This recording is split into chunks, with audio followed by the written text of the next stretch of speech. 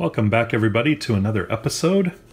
I actually had an illness last weekend, so I got nothing done, which is great. That's what I always love when I get sick, is no modeling. But I'm over it now. I'm feeling a lot better, and we're back to work on this silly thing. So, as you can see, I've done a little bit of work. I've kind of completed as much as I can really do on these panel lines here, and they're looking fairly decent. I also got the detail showing back here. This is still might need a little bit of work right there. We'll see. I'll do as much as I can to kind of make it invisible.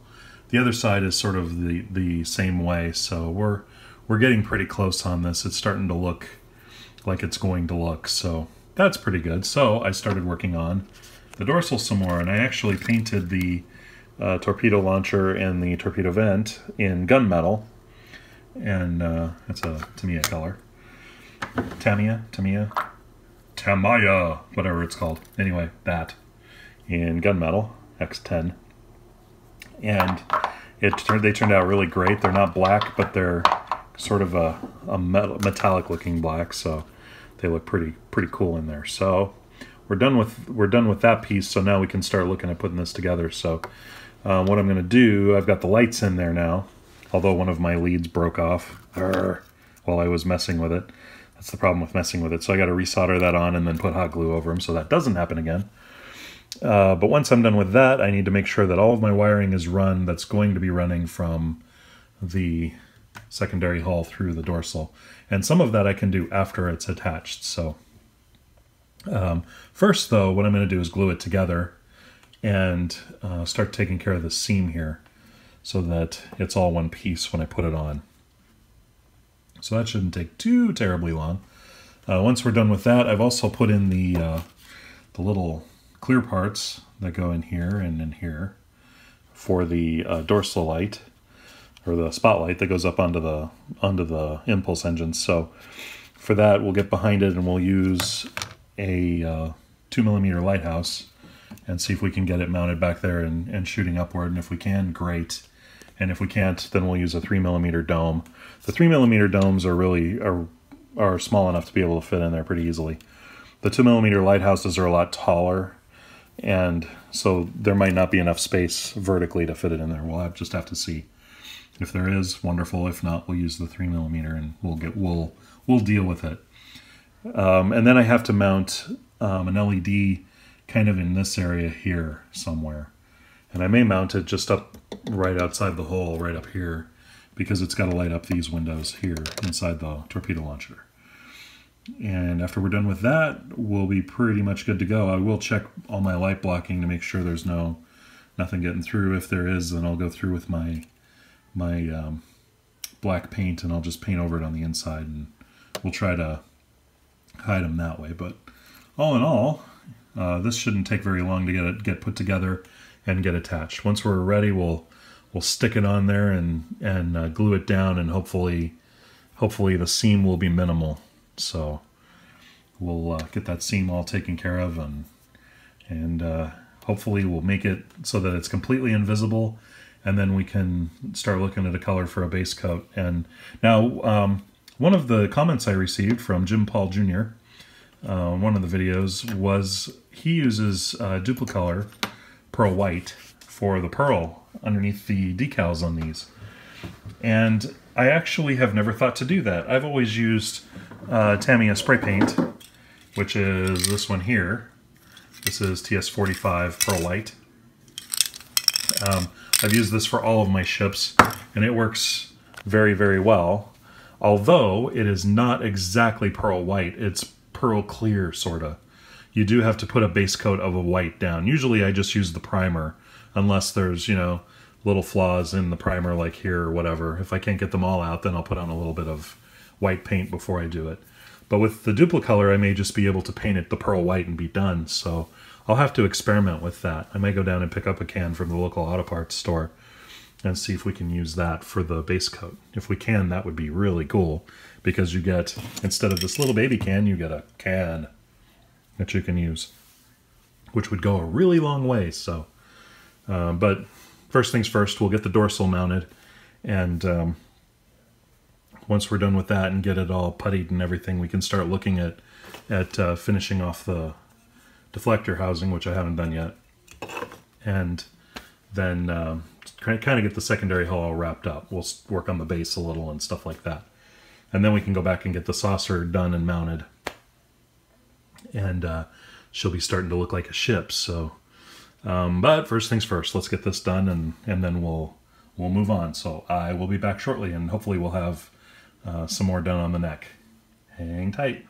It seems these days that puttying and sanding is my life, but it's starting to work. So there's the front seam and the back seam are starting to disappear. I think we're gonna shoot some primer at them here pretty quick and see how they look, but they're starting to look like they're disappearing. I still have some work to do down here and this little bit here, and you know, I actually got that done pretty good. I'll finish that up once it's on the ship, but I really wanted to get the front and back of the dorsal done before I put it up, and it's starting to, it looks like I got a little divot here, up here, but it's starting to look pretty good. So I'll be able to, once that's done, I'll be able to put more lighting in this thing, and we'll glue it down and move on.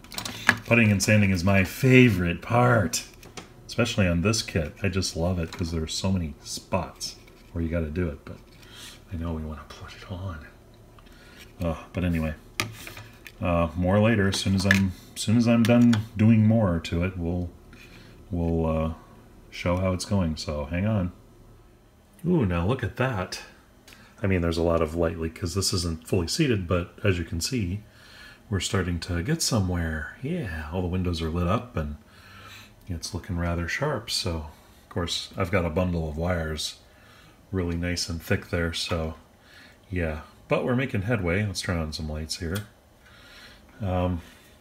So, what do we have here? Well, so far I have wired the neck with a row of LED tape here and a row here, and one's facing that way and one's facing this way. So you get even coverage on the whole thing doing that. I also put one LED in the center right about here to light up these windows. And then I've put in two 3mm LEDs pointing up. I wanted to do the lighthouses, but they're too long, so I didn't do that. I've also very carefully wired from here and from back here up the neck. Now, two of these wires are for my strobe lights, and two of them are for my nav lights.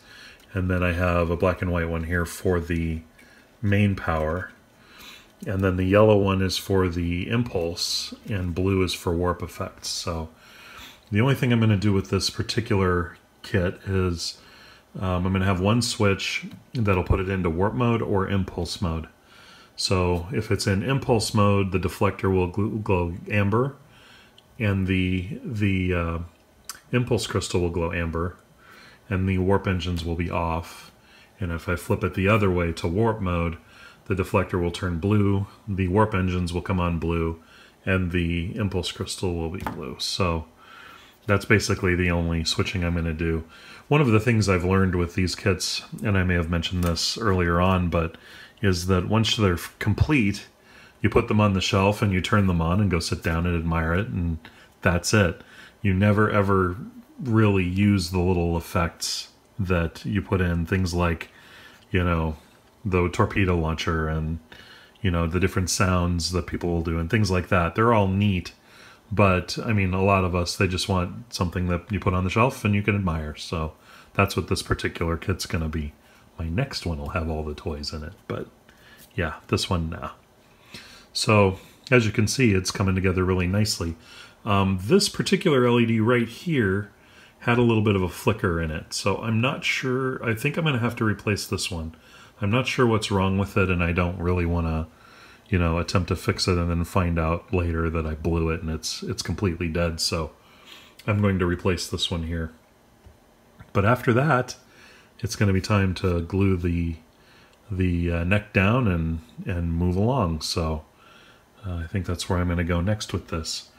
It's been a few weeks since I put up a video, so I actually think I'm going to do that, to kind of give you guys an idea of where I'm at. So I'm going to stop it here, but this is kind of a pretty good place to stop. When I come back, I'm going to try to have the neck completely attached, and I'll start getting it puttied up and try to, seamlessly get it to be part of it, and we'll try to start finishing this part up. So, and then we'll work on gussying up the deflector housing and deflector dish. So, yeah, make it all look really cool.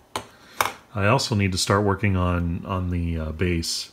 I need to start working on getting the rod ready so I can actually get it wired so that it's all ready to put together and be done with it. So I hope this video has been of interest to you. If you have any questions, please let me know. And thank you very much for watching.